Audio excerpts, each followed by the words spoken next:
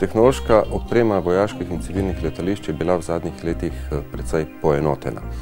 Na letališču Cerklje bodo postavljeni navigacijski, meteorološki in sistem za osvetlitev v skladu z kategorijo 1 za natančen prelet in sistemi za nenatančen prelet. Zraven tega bodo na letališču postavljeni tudi čisto vojaški sistemi, in sicer sistem za zaustavljanje lovskih letal v sili in navigacijsko sredstvo TACAN, taktično navigacijsko sredstvo. Tovrstno opremljanje letališča Cerklje je v duhu novih trendov v Evropi, ki priporočajo dvojno uporabo vojaških letališč.